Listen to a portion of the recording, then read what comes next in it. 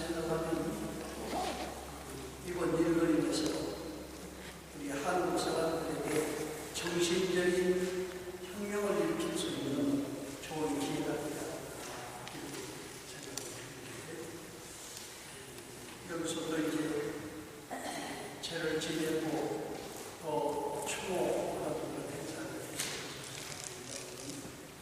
같이 모여서 하는 것이기 때문에 각자에서 영가들한테 영가법문을 먼저 강단에서 추모하고 하도록 하겠습니다. 감사하십시오. 사대강리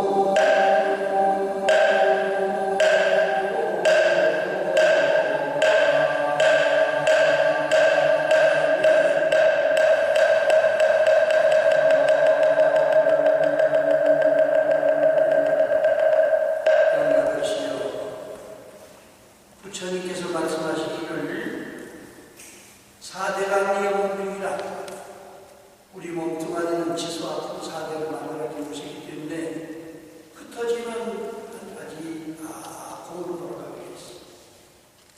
또 그 사대 위에 가서 눈기 코여 몸뜻이 생겨가지고 색성의 미촉법을 보고 거기서 얻어진 지식과 성식을 가지고 사는 것이 육진 연영이 그래서 살고 있는데 이것 역시 사대가 흩어지면 다 같이 흩어지게 돼 있습니다. 단지 집착이 많은 사람은 자기의 고집스러운 마음이 헌식을 이루어가지고 이리저리 유래를 하게 돼 있는데 그것도 100번 유래를 하더라도 오직 한 가지 꿈과 같은 것이기 때문에 육진 심식이 올려보리라 하셨습니다. 만일 부처님이나 조사님들이 한 생각 확 돌려서 깨달음을 얻은 경지를 생각한다면 일락사관을 찾는 것이다. 동산에 서산에 해 떨어지면 동쪽에 달뜨는 이치를 알아야 된다. 지금 이미 몸이 바닷속에 들어가서 공안 이치를 알았다면 춥다든지 덥다든지 먹는다든지 못 먹는다든지 이런 생각 다 안 놔버리고 이제는 과거는 놔버리고 새로운 마음 자세로서 새 몸을 받아서 어리석은 중생들을 깨우쳐줄 수 있는 그러한 수행자가 되어야 되겠다 이렇게 생각을 가지면은 산 사람이나 죽은 사람이 다 같이 복되게 살 수 있다 이렇게 했습니다. 영가들께서 모든 예측을 받으시고 또 이미 간 이상에는 생각을 해도 소용이 없는 거예요. 망상 속에서 살다 보면은 망상 집착이 윤회의 고리를 형성하기 때문에 다 놓아버리고 부처님 마음으로 돌아가시기 바랍니다. 영가법문은 간단하게 이렇게 했습니다. 추모를 했습니다. 저는 1992년인가에 제가 하와이 대원상 가서 법회를 보게 됐는데 석 달 동안 있으면서 하와이 구경을 잘 시켜줬습니다. 우리가 이제 하와이 가면 섬이 하나같이 느껴지지만 하와이에는 8개의 섬이 있습니다. 우리가 비행기가 내리는 섬, 오하우 섬도 화산이 터지는 섬은 비가이르입니다. 거기를 구경하는 가운데 와이키키에 호수에 가서 명가들이 912명이 모셔진 장소가 있다. 관광 코스 가운데 지금도 하와이 가시는 분은 다 볼 수가 있어요. 관광 코스 가운데 일제 때 제2차 세계대전 때 비행기가 와가지고 군함을 폭격을 해가지고 군함이 그대로 가라앉았습니다. 그러니까 해군들이 그대로 해군 해병대가 그대로 가라앉았는데 그것을 몇 사람 건지다가 어차피 다 건지지 못할 바에는 어떻게 하면 좋겠느냐 하고 오늘 보니까 수작을 하면 좋겠다. 이게 가족들 이야기를 하기를 뭐 매장을 하나 화장을 하나 수장을 하나 장사 지내기는 일반인데 그 자리에다가 수장을 해서 영원히 추모할 수 있는 그러한 준비만 해준다면 수장을 해주겠다. 그래서 벌써 일제때에 수장을 한 곳이 지금도 관광지가 돼가지고요. 하와이 가는 사람은 은행에 한 번씩 가서 보게 됩니다. 자세히 살피면요. 물속에 20m 정도 얼마나 물이 막 깊든지 그 속에 가서 그때 사용하던 그것들이며 어떻게 보면은 사람 뼈 같은 것도 이렇게 보입니다. 다 거기 들어있어요. 문제는 어떻게 수용을 해가지고 잘못된 일들을 반성하고 새로운 세계를 창조해 나가느냐 하는 것이 중요한 것인데 한편으로 볼 때는요. 그 하와이에는 일본 사람들이 3분의 1 이상이 살고 있습니다. 그러니까 일본 사람들이 항상 그것을 보면 자기네들이 와서 폭격해가지고 쓰러진 것이기 때문에 항상 미안하게 생각하고 하와이를 더 잘 보호해야 된다고 생각하고 미국에 대해서 안전을 받아야 된다 이런 생각을 해서 역사의 미국 사람들이 볼 때는 얼마나 미련을 지어냈으면 도토리 많은 일본의 폭격을 맞아가지고 거기서 그냥 가라앉는다. 이런 생각을 하기 때문에 서로 원망하지 않고 좋은 역사적인 자료로서 지금 전해가고 있습니다. 내가 또 이런 말을 잘못했다가는 우리 가족들이나 이 주위에 있는 사람들 가운데 항의를 들을 염려도 있는데 이제 16명 남았으니까 다 구하면 다행이에요. 다 건지면 다행인데 한 사람이라도 건지지 못한다면 어떻게 해야 되겠어요? 끝까지 건져달라. 만일에 그 속에서 치료가 오도록 바닷속으로 올라가 버렸다면 어떻게 할 거예요? 이러한 hun난적인 일을 1, 2개월이 아니고 몇 년을 지속한다고 하면 국민 정신이 어떻게 되겠습니까? 이것은 아까 부처님 말씀처럼 우리의 몸뚱아리는 지수하고 사람에 대해서 있는 것이고 우리의 정신은 수상행식으로 이루어진 것이기 때문에 4대가 우리의 훌륭하고 육진심식 본래는 한 도리를 알았다면 죽은 사람이 너무 매달릴 것이 아니라 죽은 사람들이 산 사람을 위해서 생각하는 마음 자세로 새로운 세계를 창조할 수 있도록 해나가는 것이 좋은 방법이 아닌가. 이건 비록 세월호 사건만 가지고 생각할 거 아닙니다. 우리가 금년에 윤달이 들었기 때문에 9월달이면 또 묘지를 옮겨야 된다, 탑을 세워야 된다, 별 말씀이 생기는데 그냥 옮기면 되는데요. 그걸 가지고 형님네가 잘 되니까 동생네가 잘못됐다 가지고 싸우기 일어나는 것입니다. 조상이 어느 자손이 못되기를 바라겠습니다. 단지 살아있는 사람들의 생각에 의해서 분별시기를 해가지고 이런 일이 생긴 것이기 때문에 부처님 정신에 돌아가면 다 모든 것이 조용하게 끝날 것입니다. 열반을 즐길 수 있게 됩니다. 내가 오늘 여기 와서 보니까 그동안에 고생은 보람이 있어가지고 차차 1층부터 좀 올라갔죠. 4층이 이게 마지막이니까 또 있습니까? 올라왔는데 이렇게 거룩하게 부처님을 이제 모시고 이렇게 할 수 있게 돼 있어서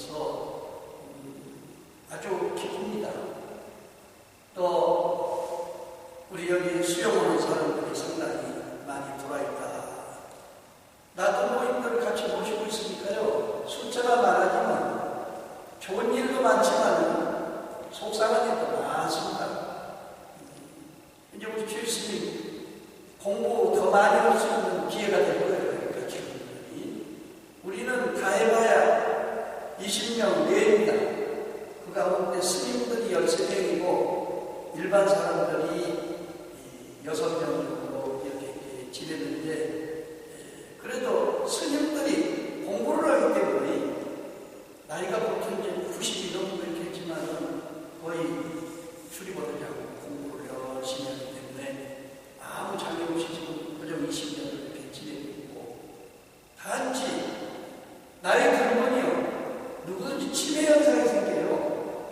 그래서 이게 뭐 나가지 말라고 해도 나갔다가 동쪽으로 가야 되고 서쪽으로 가는 거예요. 그래서 2일 3일을 찾아야 되는 그런 어려움도 있고 그런데, 사실은 그게 뭐 우리 공부요. 그 사람만 그러냐. 나도 오늘 아침에 나오는데 핸드폰을 나보고 나왔어요. 아마 여기서도 전화했을 거고 정부에서 전화했을 거예요. 그렇지만은 우리는 나이가 80도 안 됐는데 그런 일이 생기는데 90, 100살 되고 뭐 나가볼 거 아니에요.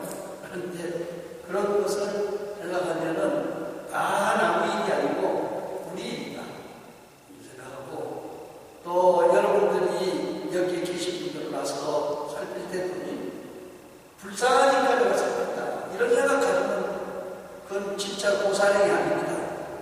내 부모 내 형제고 같은 우리 일부 제자들을 서로 선관계에서 살펴야 될 일이기 때문에 당연히 살펴합니다.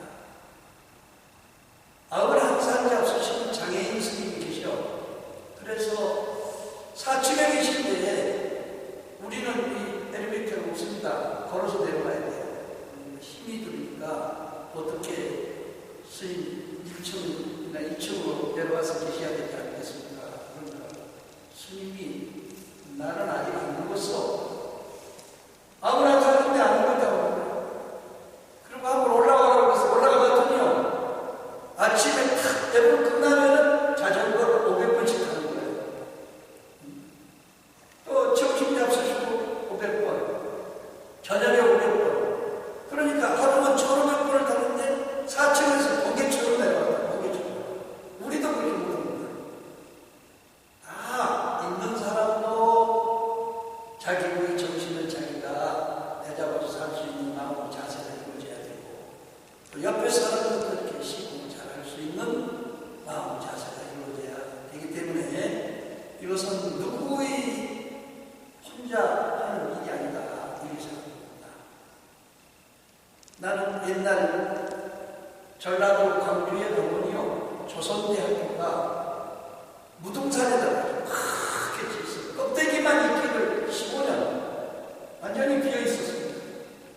유명하신 분인데 전 돈 다 내려가지고 껍데기만 지어놨어. 그러고는 운영을 못하니까 미쳤다고 그러죠. 그런데 그분이 하는 말씀이 10년만 더 두고 봐라. 반드시 이루어질 것이다. 이런 말씀을 했는데, 80년대 되니까, 6.25 후에 지은 것이 15년 동안 비어있다가 80년대 되니까 학교 국민을 학생들, 그래서 그냥 학교가 되고, 그 조선대학교에서 법과가 아주 유명합니다. 거기서 그 판사가 설명을 하니까 그냥 큰 분들이 이루어져가지고요. 전라도 쪽에서는 제일 가는 법정대학, 이런 유명한 학교인데, 우리 누구요? 효봉 스님 상자, 법정 스님도 거기 출신 아니에요? 거기 다니면서 고시 공부하다가 효봉 스님 만나가지고 출가를 하거든요. 그러니까 지금 시대는 많이 달라졌지만 원력에 의해서 만들어진 것은 반드시 이루어지고 만다 이렇게 생각합니다. 어떻게 하면 이것을 복되게 운영할 수 있느냐, 만들어가는 것을 거저 복되게 할 수 있느냐. 저 정부에서 하는 것이나 뭐 이렇게 그런 것이 많이 있지만은 사람들이 그런 게 잘 안 들어가고 되도록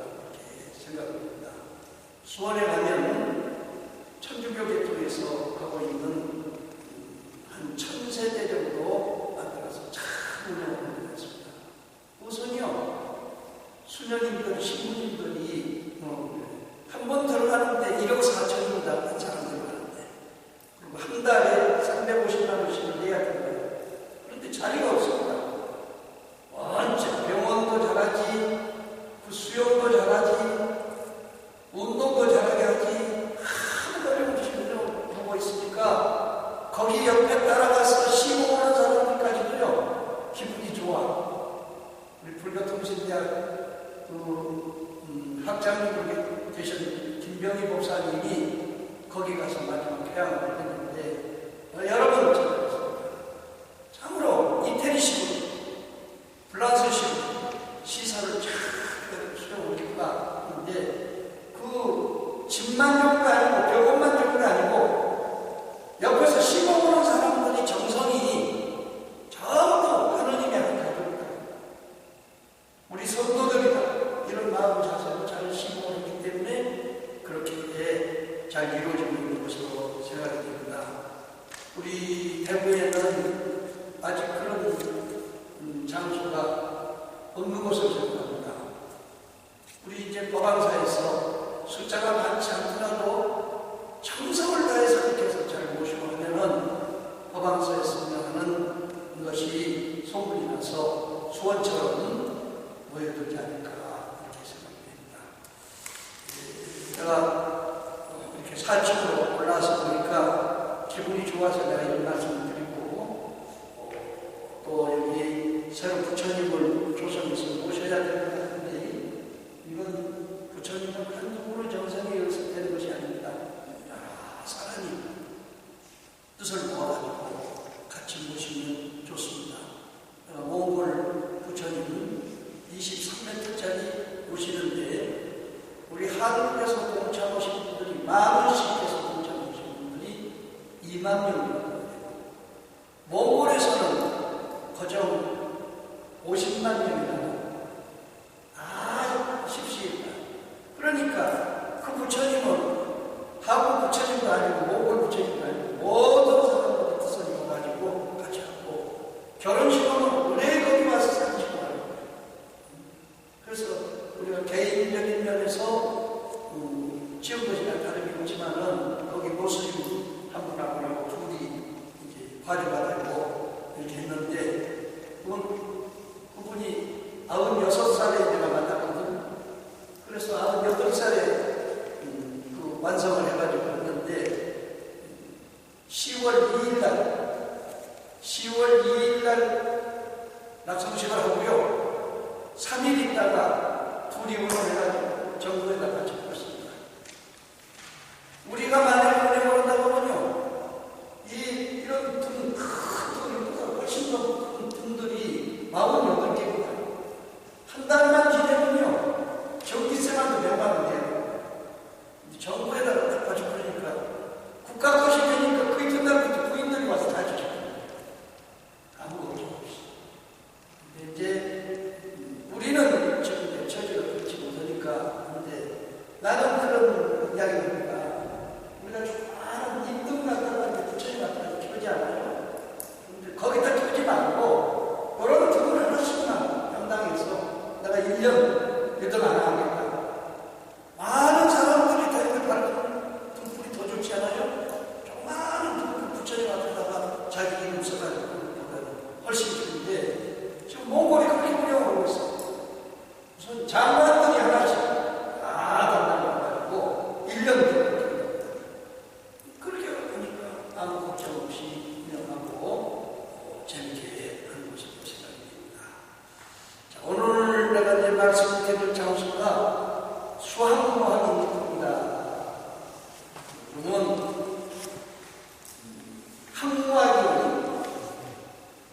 학무학, 배우는 사람과 배움이 다 끝난 사람, 배우고 있는 사람은 학이고 무학은 아라한카를 정복해서 이미 공부가 다 된 사람들을 이 사람들에게 수기를 주는 방법을 지금 이야기하는 겁니다. 그 전에도 이미 여러분들한테 수기를 했지요. 가서 부처님한테도 300만 년 뒤에 가서 부처가 될 텐데 광명부처님이 될 것이다. 수보리에게는 범행을 잘 바꾸면은 법명열가 될 것이다. 가절열에게는 불탑을 잘 섬기면은 영문화재 건강이 될 것이다. 목골령에게는 많은 부처님들한테 시범을 잘할 것 같으면 다마라발 전단을 부처님 될 것이다. 먼저 오셔신 것을 생각합니다. 그렇죠? 그런데 어째 수기를 주는데 우리는 지금 개받을 때 불명 지어가지고 그냥 누리잖아요. 부처님은 중생 크기를 봐가지고 너는 무엇을 더 해야 부처가 되겠다 이런 이야기입니다. 아까 가전령한테는 불탑을 부처님 탑을 조성해가지고 잘 모시면은 영분안의 금강 부처님이겠다 이렇게 했는데 이것은 뭘 의미하느냐? 조상을 약속하면 자손이 잘 되겠다는 이야기입니다. 탑이라고 하는 것은 뭐예요? 부처님 사리 탑 아니에요? 조상들을 묘지를 쓰는 탑입니다. 우리가 몰라서 그러지요. 저 부처님 탑이 모습이 어떻게 되냐면 복발탑이요. 발인대어 보는 것처럼 되어 있습니다. 그걸 본다는 것이 우리나라 묘지가 두물두물하게 만들어지게 된 겁니다. 그러니까 탑이 본 묘지인데 묘지에 모신 조상들을 정성껏 잘 받드는 사람은 내세의 것을 하는 것이 부처가 될 수 있다. 이것이 가정연한테 수기할 때 주신 말씀이에요. 우리가 조상을 잘못 모시면요 자손이 잘 안 되는 게 있습니다. 왜 이렇게 남북이 갈려 있어? 옛날에 우리 한국이 몰라서 그러지요. 저 시베리아 벌판에서부터 지금 실크로드 이때까지 전 중국을 다 차지해서 살았습니다. 우리 한족들이. 거기서 먼저 한족들한테서 지역마다 돌려가지고 산 종족이 720쪽이에요. 서울시가 720가지니까 만성가지에서 병장을 보는 성가지를 가지고 있었지. 6,000년 전, 6,000년 전. 그렇게 우리가 잘 살았어요. 쫓겨내면서 돌아다니면서 남도 정복하지만은 자기네들 형제들끼리 싸우고 잘못하다가 보니까 지금 와서는 이렇게 저중국 본토를 갈아두고 요 한쪽에 가서 몰려있으면서도 그것도 남북으로 갈려가지고 서로 시비고 이게 무엇으로 알 수 있느냐? 1995년에 청도에서 파설을 간다가 무엇이 탁 걸려가지고 보니까 옛날 묘지자리요. 그래서 그 일대를 차차차차 파서봤더니 당군 임금님 당시 이전에 14대 할아버지로서 임금으로서는 치우천왕의 묘지가 무슨 말이 있습니다. 그 치우천왕의 묘지에 전부 비석도 있고 이 거북이 등어에다 가서 글씨도 있고 그걸 해석해 보니까 조선족이요. 그때는 조선족을 뭐라고 하냐면 큰아리족이라고 해요. 큰 활을 가지고 활 잘 쏘고 짐승 잘 갖고 말 타고 돌아다니면서 사는 큰아리족이다. 이렇게 이야기를 했는데 큰아리족의 전 중국을 통일한 최초의 세계를 통일한 임금입니다. 그렇게 써져 있어요. 그러면 우리가 찾은 것이 아니고 요즘 중국 사람들이 찾아가지고 우리 조상을 찾아가고요. 그러려고 우리는 당군 임금님은 한웅천제의 저 하늘에 사는 한웅천제의 이를 들면 손자다 아들이다 이렇게 이야기했는데 곰이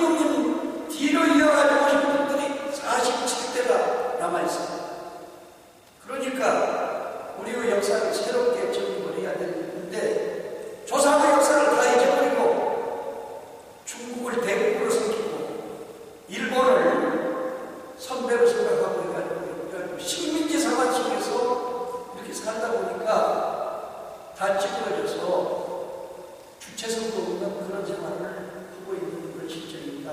이제는 늦었지만 역사를 알고 살아야 될 처지가 돼 있어. 우선 중국 본토가 전부 한 민족들이 살았으니까 그 나라하고 전쟁을 해서 땅을 뺏어서 살아야 되냐? 그게 아니고 옛날에 다 우리 땅이었고 우리 조상들이 살았던 장소이기 때문에 정신 차려서 우리도 거기 가서 같이 사는 거예요. 더불어서 지금 중국 민족의 한족이라고 하는데 한족이라고 하는데요. 2000년 동안 우리 조선족한테 꼼짝달싹 못하고 살았습니다. 그분들이 노예 생활이나 다름없이 지내다가 무슨 생각을 하느냐? 한국 사람들은요, 남자들 꼼짝 못하고 여자 용신이요 보고 살살 된다. 그러니까 여자를 만나가지고 우리 조선족하고 결혼을 시켜보면 전부 성공해가지고 땅을 가지든지 권력을 가지든지 그것이 전부 처가집 것이 다 되는 거예요. 그래서 결국에는 한족들이 여자를 많이 나가지고 이웃나라 사람들하고 결혼을 시키다가 보니까 전 중국이 지금 56개 민족이요. 거의 한족으로 번져가고 있습니다. 14억 인구 가운데서 90% 이상이 한족이 있는데 한족만 이루어진 것이 아니고요. 한족과 결혼해서 그렇게 만나는 겁니다. 티베트 땅을 점령을 해가지고 서구공적으로서 점령을 해가지고 어떻게 치냐? 티베트의 남자들을 백인들을요 유학원부터 전국 중국 북경으로 데려와서 교육을 시킵니다. 그래가지고 거기서 아주 철저하게 국회로서 공산주의 국가니까 대학가에서 교육을 시킵니다. 거기서 같이 공동으로 공부하는 애들입니다. 주로 여자들은 한족 자제분들. 그럼 같이 공부하다가 보니까 저절로 사귀어가지고 결혼을 하니요. 그럼 그 애들이 지금 30대, 60년대부터 시작입니다. 30대, 40대 됐는데 어디로 보냈냐? 중국에서 전국 일을 보다가 북경 쪽에서 일을 보다가 누구 고향 땅에 가가지고 누구 나라가 잘 다스려라. 결혼은 중국 여자하고 했으니까 티베트 사람이면 가도 정신은 혼이 이미 중국 사람이 되어 있어요. 엄청 못하고 있습니다. 다라이라마가 아무리 독립하고 싶어도 죽이지 않습니다. 그대로 놔두고 때가 되면 죽으면은 밑에 사람들이 다 다스리는데 밑에 사람들이 한줄인데 어디로 갈 거냐? 사고방식을 그렇게 가지고 운영을 합니다. 2000년 동안 고통을 받던 일들이 지금에 와서는 56개 민족을 전부 통할 수 있는 능력을 배양해 가지고 있는 것입니다. 이것이 뭐냐? 정수불교요. 불교를 하는데 당장에 깨달아요. 아까 하와이에 물속에 들어있던 그 시체와 군함을 꺼내야 될 것이냐, 그대로 수장을 시킬 것이냐. 이것은요, 단번에 한 생각 탁 돌아져가지고 수장시켜도 문화재로 보존 잘하자. 그래 보니까 그냥 영원한 생명관을 가진 아리조나 군함이 돼버리잖아요. 우리 세월호도 건지려면 6,000원이 들어야 된다고. 6,000원을 들어서 건져놓으면 그것이 배동선 뱃을 못 얻었어요. 생각해봐야 되는 거예요. 깨달은 사람만이 복을 짓고 덕을 쌓는 힘을 연습할 수가 있습니다. 그러니까 뭘 보든지 먼저 배우처럼 모양을 잘 보고 성품을 판단하고 체력을 연습해서 자격을 어떻게 쓸 것인가, 인연 있는 사람들한테 어떻게 거느리고 어떤 과거 속에서 처음과 끝까지 일치하는 그런 행동을 할 것이냐. 이것이 부처님이 법화경서를 할 때 가르쳤던 제법실상 아니에요. 제법실상의 도리를 한 생각 속에서 잘 실천할 수 있도록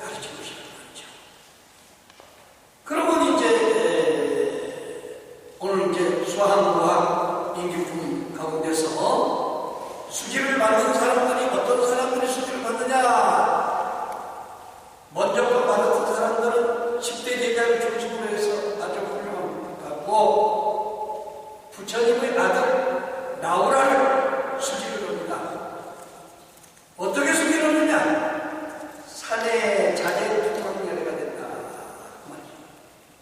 지혜는 산과 바다와 같은 그런 흔들림 없는 모든 것을 포용할 수 있는 능력을 가져야 네가 부처가 될 수 있다. 산은 아무리 높아도 바람이 불어도 흔들리지 않습니다. 온갖 나무가 자라가지고 꽃이 피고 열매가 피어서 일체중생에게 다 나눠줘도 아까운 것이 다 됩니다. 이와 같은 산을 점심 천지에 흐르는 모든 물들이 바다로 들어오면 하나도 모르지 않아. 그것을 골고루 수행해가지고 깊이를 이해할 수 없을 만큼 깊은 바다를 형성해가지고 용이고 고기고 송사리고 다 같이 수용을 해서 볼 수 있게 하는 그런 바다. 이 산과 바다와 같은 지혜를 형성하면 어느 곳에 가든지 자유자재에서 통하지 못하는 장소는 없다. 이게 산의 자재투망열애입니다. 그러니까 부처님 아들로서의 뒤에 따라다니면서 말씀을 많이 부르죠. 그러지만은 결국에는 부처님을 통해 가지고 몇 차례 구조도 받고 이렇게 있었는데 마지막에는 산의 자재투망열애가 될 것이다. 사실 보면요, 먼저 받고 늦게 받는 것도 있는데요, 좋은 것이 끝에서부터 들어가고요. 그렇잖아요. 물이 위에서부터 흘러내리는 것이 위에도 귀여운 것이 되지만은 밑으로 내려갈수록 커집니다. 넓어지고 깊어집니다. 그러니까 나오라는 부처님 아들이니까 늦게 사도를 깨쳐가지고 나중에 수기를 받을 때 산에 자유투망열애가 될 것이다. 이렇게 이야기를 하지만은 우리가 그 뜻으로 볼 때는 저 다마라말 청단함열애가 되는 그런 10대 제자보다도요 훨씬 더 큰 마음의 자세를 가지고 중생을 제도할 수 있는 그런 인격을 보여주는 것이다. 또 아라한정자가 벌써 수기를 받거든. 아라한정자는 역시 산에 비슷한 이야기지. 수기를 받게 되고 2000명이 같이 오상열이라고 이름을 받는 거예요. 오상열이라고 이름을 받습니다. 다 이런 분들은 앞으로 공부를 하는데 어떻게 공부를 해야 될 것이냐? 내가 옛날에 수행할 때 연등 부처님 만났을 때 연등 부처님한테 옷을 바치고 이 몸뚱아지 입었던 옷을 벗어가지고 빨아들이고 머리를 풀어가지고 들고 갈 수 있는 마음의 자세를 갖도록까지 수행을 해야 이런 부처가 될 수 있다. 그런 이야기를 하십니다. 연등 부처님 이야기를 많이 들으셨을 거예요. 설산에서 공부를 하다가 연화성에 연등 부처님이 오신다는 말씀을 듣고 이제는 나도 가서 부처님한테 고생하면서 놀아야 되겠다. 내려가니까 연화성 성주가 이 나라에 있는 것은 누구도 올릴 수 없다. 내가 다 올리겠다. 그렇게 해서 할 수 없이 꽃을 살 수가 없으니까 이웃 나라로 가니까 구리성이라고 하는 성에 성교의 딸이 꽃 7송이를 기르고 있어. 나한테 팔아라. 세세대에 나오고 부부 인연을 맺을 사람이 아니면 나는 꽃을 팔 수 없다. 줄 수 없다.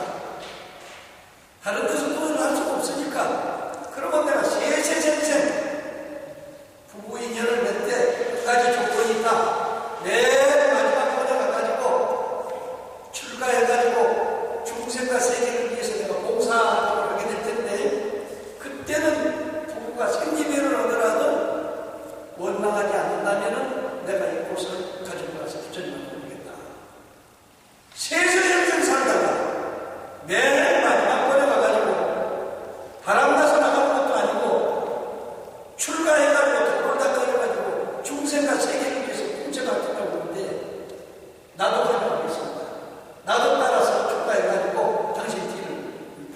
되겠습니다. 이렇게 약속했기 때문에 그 꽃을 갖다가 연금 부처님한테 올린 겁니다. 꽃이라고 하는 것은요, 아무나 그냥 갖다가 바친다고 해서 꽃이 아닙니다. 만 가지 행의 꽃이 완성이 됐을 때 그걸 따가지고 가서 올린 것은 상징적으로 말하는 겁니다. 그러니까 설산에서 수행했던 가급적도만 수행했던 선의 비구는 이미 다음 번쯤에는 나도 부처가 될 수 있다고 하는 마음의 부처가 잡혔어. 그것을 꽃으로 써와서 상징적으로 보입니다. 영국 부처님도 그걸 알았어. 그러니까 영국 부처님이 하신 말씀에서 부처님에는 여러 가지 부처님이 있다. 해부처님도 있고 달부처님도 있고. 그것이 뭐냐? 1월 영부처님이요, 해부처님, 달부처님. 그 다음에 안에서 비치는 등불 부처님도 있어. 이 세 가지를 한꺼번에 1월 등명부처님이요, 해와 달은 밖에서 비치는 부처님이고 안에서 비치는 등불은 속을 비치는 거예요. 그러니까 안팎이 밝아져야 부처가 된다 그 소리죠. 그러니까 내가 1월 등명 부처님은 그렇게 했지만은 그대는 장차 모든 사람들에게 참 잘해야 된다. 그 잘하는 모습을 능히 실천하면 그 이름이 서가모니가 될 것이다. 그렇습니다. 샤카라고 하는 말이 잘한다는 말이거든. 인도 말로 샤카 그러면 잘한다, 잘한다 그런 뜻이야. 뭘 잘하느냐? 윗사람한테도 잘하고 밑에 사람들한테도 잘하고 자연물에도 잘하고 세상을 위해서도 잘할 수 있는 능력을 갖춘 사람이 서가모니가 될 수가 있다. 모니는 선생님이요. 그러니까 이 세상을 복되게 만들 수 있는 사람, 그 사람이 서가모니가 될 수 있다. 이렇게 이야기를 하니까 하늘에서 복비가 내렸을 거예요. 비가 내렸을 거예요. 근데 맨발 걷고 계시는데 내려가다 보니까 물이 젖었어. 그때 옷을 벗어가지고 쫙 깔아주셨습니다.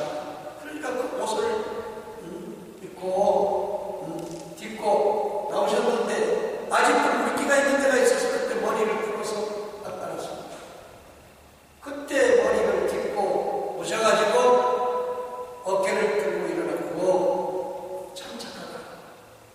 네가 지금 나한테 맡은 옷은 옷이 아니고 육체의 옷이요, 중생을 위해서, 부처를 위해서 이 몸뚱아리를 통째로 바친다고 해서 상징하는 것이고, 네가 머리를 바친 것은 너의 지식과 상식, 지혜 모든 것을 중생의 것을 통째 바친다는 그런 뜻이 있기 때문에 너는 내세에 가서 틀림없이 서가모니 부처님이 될 것이다.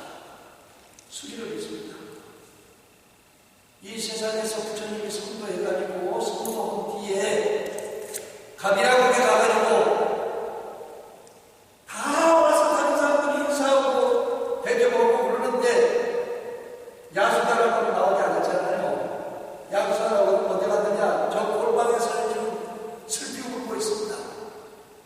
그러니까 사리부르고 목걸이로 데리고 가가지고 야수다라 등어리를 만지면서 당신은 당연히 그렇게 슬퍼야 할 거예요. 그런데 그때 나하고 약속한 거 잊어버렸어, 안 잊어버렸어. 그러니까 울다가요.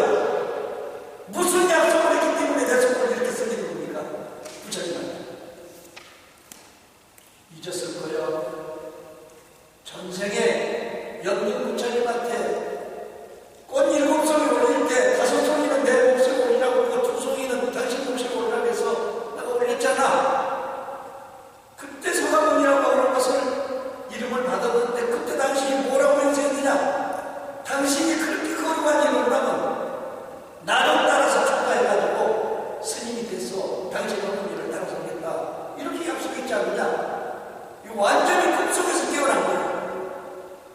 놀라가지고 그렇다면은 나도 당신을 믿고 당신의 길을 닦겠습니다.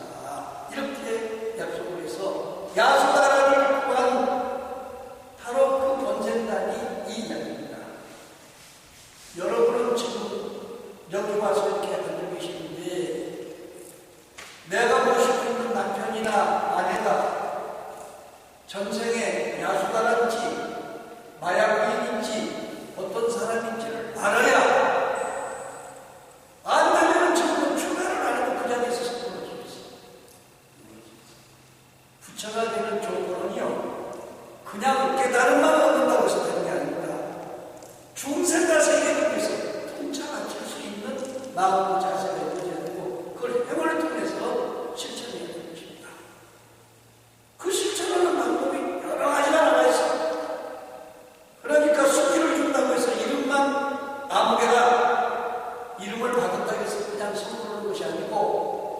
과연 나는 어느 정도의 경계에 들었느냐 하는 것을 저희가 깨달아가지고 그것을 모두 지켜야 됩니다. 한두 가지만 알고 있습니다. 전생의 부처님이 한 나라의 임금님으로 태어났는데 그 임금님 이름이 시비왕이라고 하는 임금님이요. 시비라고 하는 것은 새 이름입니다. 요즘말로 비둘기입니다. 앉아서 대관도하고 같이 이야기하고 있는데 비둘기 한 마리가 탁 날아와가지고 궁둥이 밑으로 쏙 들어간단 말이에요. 그러니까 이 새가 어떻게 돼서 속으로 들어왔느냐 하고 이제 거두어졌는데 조금 있으니까 새를 잡아먹는 맵새가 탁 오더니 독수리가 오더니 새 내려오십시오. 왜 그러느냐? 저 새는 내 밥입니다.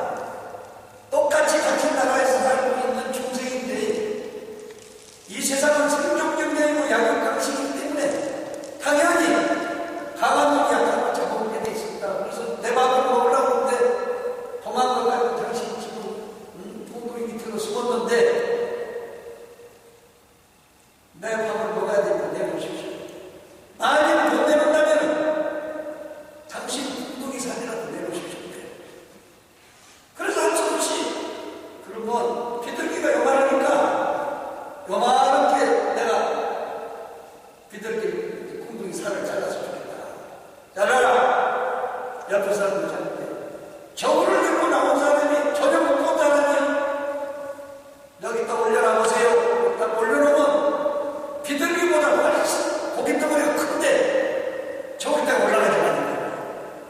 똑같아야 돼요. 그래서 두 번 배고 세 번 배고 나중에는 그냥 한 다섯 빼다 보니까 몸뚱아리가 다 상해서 못 쓰게 됐습니다. 그러니까 이놈이 뭐라고 그러냐. 어차피 갈 바에는 통째로 다 먹어라. 그래서 그 소리한테 통째로 다 줬어. 그때 저럴 때 들고 있던 사람은 누구냐? 하늘의 제석천왕이 그걸 듣고 감동을 해가지고 이런 사람이야말로 부처될 수 있는 사람이다. 하늘에서 꽃비를 내려가지고 약을 발라서 그 자리에서 다시 원상 복귀를 해줬는데 그것이 곧 시비양 전생 본생단입니다. 그러니까 중생을 살필 때 조건부를 가지는 것보다는 이하에 살피는데 부채로 맞추고 살 수 있는 마음 자세. 이 마음의 자세가 이루어져야 성불을 할 수 있는 것입니다. 내가 아까 우리 스님한테 말씀드렸는데 여기 앞으로 많은 부처님들이 들어가지고 잘하지 못하니 말이 많은 거예요. 살짝 하나 없이 다 맞춰야 끝이 나게 됩니다. 그래도 말은 듣게 돼 있습니다.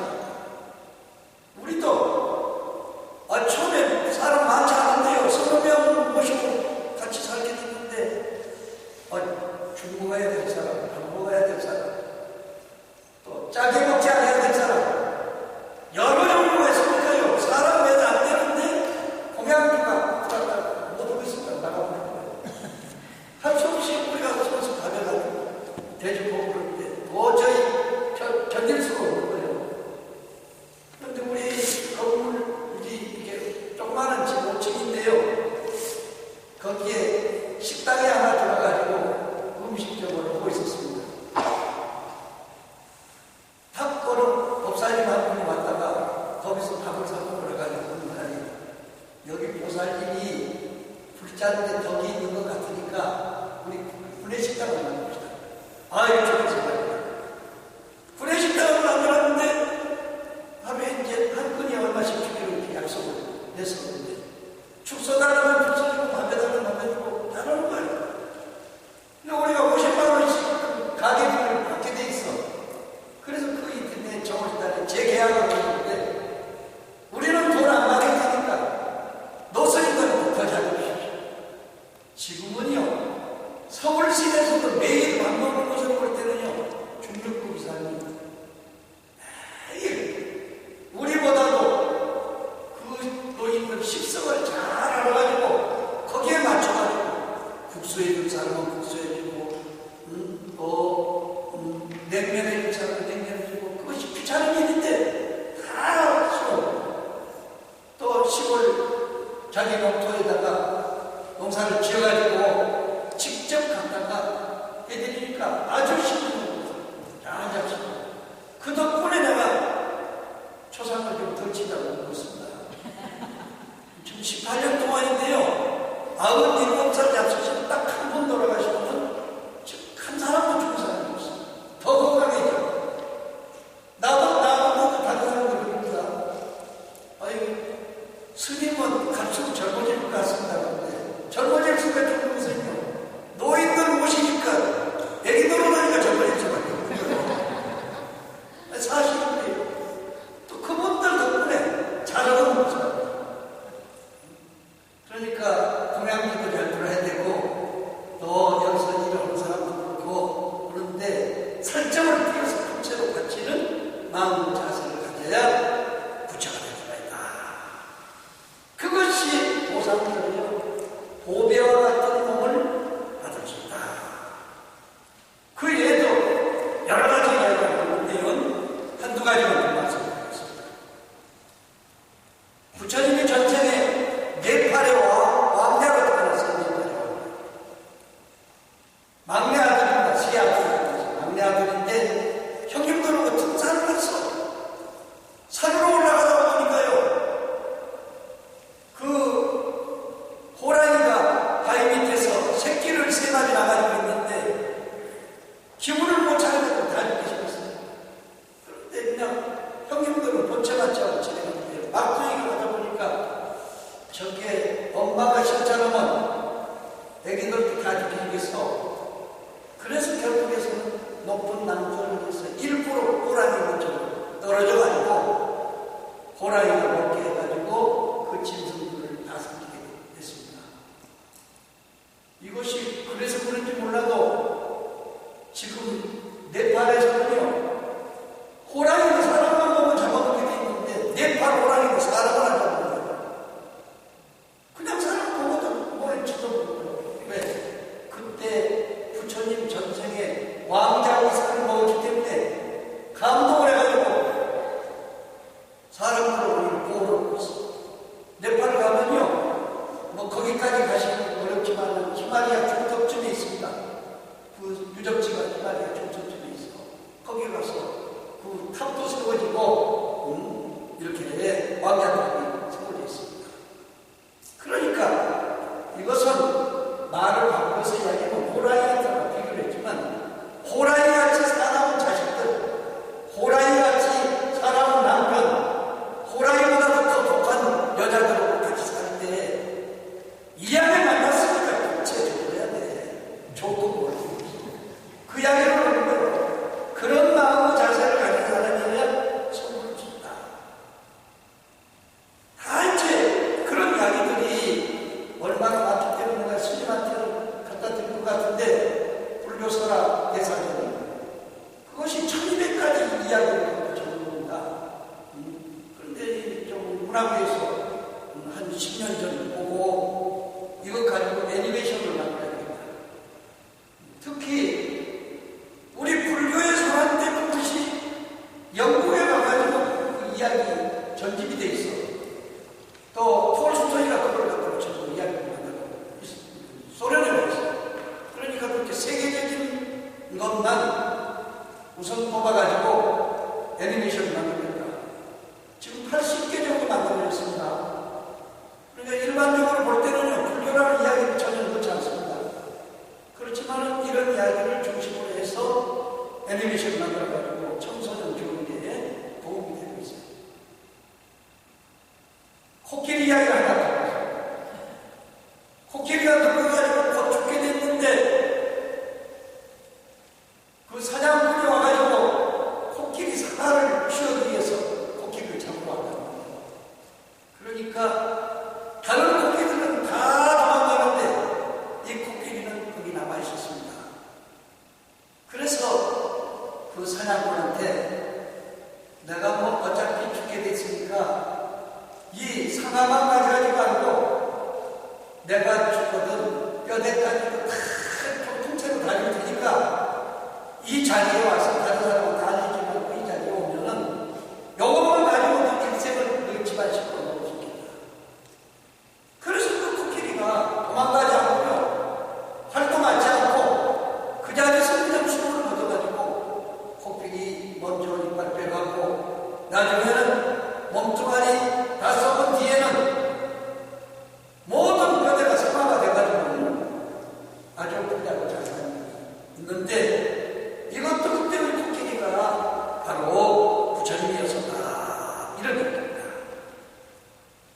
재판 이야기, 요즘 그 세월호 사건 때문에 재판 가지고 야단 아니에요? 부처님도 재판으로 진 일이 있어. 인도는 우리나라도 그런 일 있지만은 남자가 중심이야. 아들이 남자애야 아버지 재산상속을 받게 돼 있어. 그런데 부인을 둘이 얻어서 사는 남자가 일찍이 죽었어요. 애기만 하나 낳았습니다. 그런데 큰 부인대로 이 애기가 자기 애기라고, 작은 부인은 작은 부인대로 우리 애기라고 합니다. 누가 진짜 어머니? 지방부터 재판을 3번, 4번에서 결론이 나냐고. 어떻게 이게 봐서야 알지. 남편이야만 알 수 있는 거예요. 그래서 부처님한테 가가지고, 부처님 누구 얘기겠습니까? 그러니까 부처님께서 가운데다가 줄을 딱 묶고는 양쪽에서 가지고 애기를 가운데 놓고 잡아당겨. 그래서 기운 센 놈이 끌어가는 놈이 이 얘기다, 이렇게 이야기했는데, 많은 사람들이 보는 가운데서 시각해가지고 쭉 잡고 있는데 한 여자가 눈물을 쭉 흘리면서 손을 놔줍니다. 그러니까 그 큰 여자가, 보세요, 이게 바로 내 힘이다. 잡아가려고 그러니까 부처님께서 너는 가짜다. 진짜 어머니는 이 여자예요. 애기를 잡아내고 집에서 죽을 것 같으니까 눈물을 흘리면서 나가는 거 아니에요? 애기는 남은 사람만이 아주라는 것이다. 이렇게 해서 그 문제를 해결해 있습니다. 어떤 일이 생겼을 때 감정으로 판단을 해서는 안 됩니다. 사리 판단을 할 때 하는 지혜로서 모든 사람들이 공감할 수 있는 그런 방법을 선택합니다. 그래서 결국에는 그걸로 인해가지고 나중에 재산 상속을 받았는데, 부처님께서 그러고요, 애기도 살리고 자네도 살게 됐으니까 문제를 일으켰던 큰어머니도 잘 살리라. 그래서 그 애기가 큰어머니 가지고 다 같이 잘 모셔가지고 두 어머니를 모시고 잘 살렸다. 부처님 본생담에 나오는 이야기입니다. 그때만 재판이 있겠습니까? 우리 시대에도 많은 재판이 있습니다. 하나의 사건을 통해가지고 많은 사람들이 지금 희생되고 있습니다. 어떻게 제3자가 볼 때는요, 원수 서는 사람은 잘했다 이렇게 볼 수도 있고 기분 좋을 수도 있어. 그런데 당한 사람 입장으로 볼 때는 정반대 입장에 놓여 있는 것입니다. 언제든지 어느 편을 듣지 말고 가능하면 한 가지도 죽이지 않고 살릴 수 있는 방법이 더 좋은 방법이에요. 10개를 희생해야 될 것 같으면 1개만 이상으로 9개를 살릴 수 있는 방법이 가장 좋은 방법입니다. 부처님만 그렇게 가르친 것이 아니고 우리 당군 임금님의 8조목이 있어 8가지 우리 백성들이 지켜나가고 살아야 될 8가지 이치 가운데 첫 번째가 죽이는 사람은 죽여라고 되어 있습니다. 8번째 가운데 죽이는 사람은 죽여라, 살리는 사람은 죽여라고 되어 있습니다. 그런데 나중에 불교가 들어온 뒤에 죽일 사람도 죽이지 말고 일을 시켜라고 되어 있어. 그래서 죽어서 버려진 뭉뚱아리는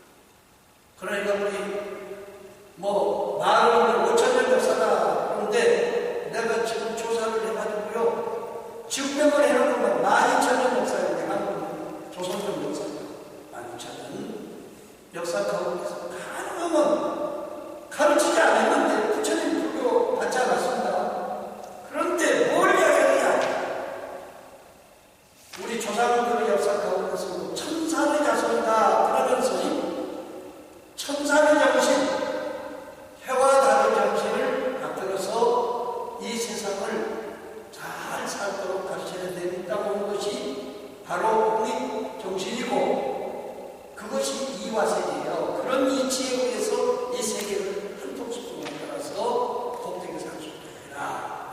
그 이야기를 다음번에 수학과학 의기품을 진행은요, 이것을 실천해가지고 자신있게 남한테 법문하고 구제할 수 있는 능력을 가지는 법사위가 되는 겁니다. 법사가 되는 거예요. 그러니까 다음번에 법사 꿈을 공부하시게 될 거예요. 법사가 아무나 법사가, 사람만 잘하면 법사가 되는 것이 아니고 이런 힘을 통해서 자기 자리를 하는 거죠. 그러면 누구든지 탑을 이룰 수가 있습니다. 탑은 어떤 탑이에요? 5층 탑도 있고 7층 탑도 있고 9층 탑도 있고 13층 탑도 있고 여러 가지 탑이 있는데 그 탑이 무엇으로 만들어집니까? 돌로 만들어집니다. 돌이 길거리에 함부로 버려져 있으면요, 사람 치어가지고 넘어지게 만드는 거예요.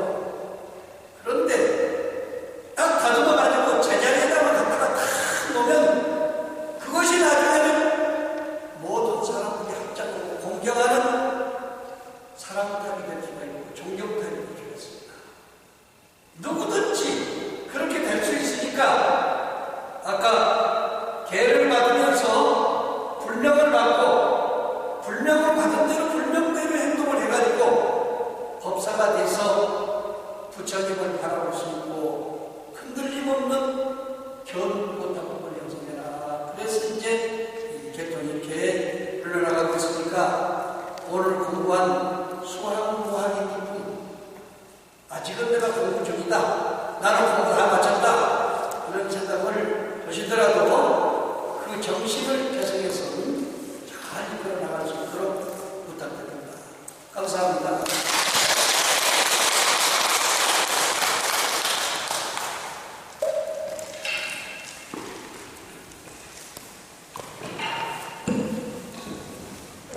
아...